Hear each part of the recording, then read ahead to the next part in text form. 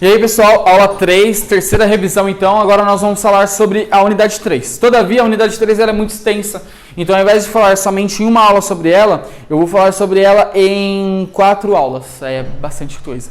Então nós temos a primeira que é trabalho da antiguidade à idade moderna. Então é o panorama do que é o trabalho para o ser humano. Vamos entender o seguinte, a nossa, dentro do contexto evolutivo, no nosso homem, o homem que nós somos hoje, o indivíduo que nós somos hoje, ele é conhecido por 2 nomenclaturas científicas. O Homo sapiens, que é aquele relacionado ao pensamento, à reflexão, à teoria, e o Homo faber, que é aquele que é relacionado à transformação da natureza. É aquilo que o homem faz para sobreviver. Essa ideia de Homo faber está muito alinhada à questão do trabalho. O trabalho, lá no princípio, ele era tido como uma característica para humanização.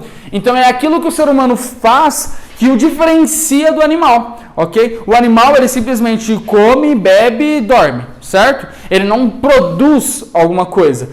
Diferentemente do animal, o ser humano ele tem que produzir, ele tem que transformar a natureza, ok? Então por isso que o trabalho era tido como uma técnica de humanização das pessoas. Todavia, esse trabalho, quando ele estabelece uma relação de exploração entre alguém que domina outra pessoa, isso daí já não é mais tratado como trabalho humanizado, mas sim como trabalho desumanizado. Eu tiro a característica humana daquele trabalho. Eu vou explicar isso para vocês numa aula posterior, tá bom? Vamos lá. Nós temos 3 estágios da técnica ao longo da história. O primeiro estágio é a ideia do utensílio. Isso daí são lá os primeiros grupos humanos.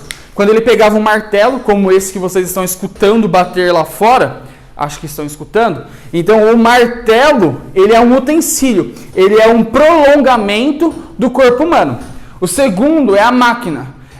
Deixa eu ver. É aquilo que acumula energia, ok? E o ser humano, através da programação, faz com que essa máquina se mova. E o terceiro é a automação. É aquilo que reproduz o mesmo movimento que um humano poderia reproduzir. É aquilo que faz aquilo que um ser humano poderia fazer. É o computador, por exemplo. Quando você, ele desenvolve alguma coisa e ele começa a fazer aquilo sozinho. Algo que o ser humano lá atrás faria, hoje o computador faz no seu lugar. Beleza? Então são esses 3 estágios da técnica, essa é a relação de trabalho, humanizado e desumanizado. Agora a gente vai entender a perspectiva desse trabalho ao longo da história, passando pela antiguidade. Sinal, hora do intervalo,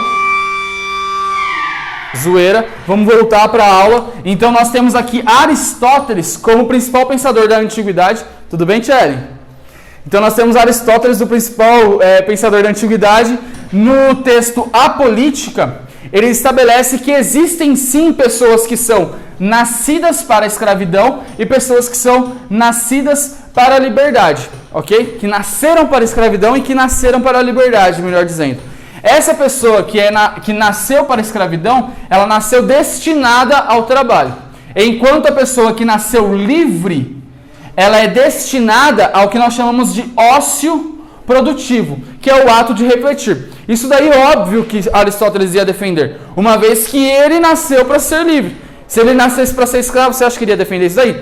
Nem a pau. E o que é o ócio produtivo? É aquela comunidade de gregos se reunindo na ágora, sem fazer nada, porque eles tinham para quem trabalhasse para eles e discutindo filosofias das mais variadas possíveis. Isso é o ócio produtivo. É o ato de refletir, de filosofar. Certo? Na Idade Média, isso daí se transforma um pouco. A relação de trabalho ela se torna mais uma relação de servidão entre 2 personagens, o senhor feudal e os seus servos, ok? Onde está a riqueza? Onde está o capital? Na posse de terras, ok? E esse trabalho durante a Idade Média ele é determinado pelo clima. Então, se a maior produção é na parte agrícola, se está chovendo eu preciso trabalhar? Não. A própria agricultura, o próprio plantio vai fazer, a própria natureza vai fazer o meu serviço, certo? Essa é a relação durante a Idade Média entre o senhor feudal e seus servos. Por fim, nós entramos na ideia da Idade Moderna, que nós já introduzimos o que nós chamamos de capitalismo, ok? Nesse contexto da Idade Moderna é o capitalismo mercantil ou comercial. É o início de uma classe social extremamente importante para a história, que é a burguesia. Essa burguesia agora tira o valor da posse de terras e passa o valor para o capital em si, para o dinheiro. Daí surge o nome capitalismo. É aquele que é um modo de produção que valoriza o capital, que valoriza o dinheiro, certo? É a parte da monetização da economia. Agora, o ser humano não quer mais a natureza para produzir algo naturalmente para ele, mas sim passa uma reflexão de domínio da natureza como fonte de riqueza. O ser humano ele não quer mais usufruir daquilo que a natureza produz, mas quer dominar a natureza para, a partir dessa dominação da natureza, produzir suas próprias riquezas. Temos uma frase de René Descartes para defender essa ideia, que é: em vez da filosofia especulativa que se ensina nas escolas, se pode encontrar uma outra prática, e assim nos tornar como senhores e possuidores da natureza. É a ação de domínio dela. Ok? Gente, espero que tenham gostado, sobretudo que tenham entendido. Aguarde a próxima aula. Valeu!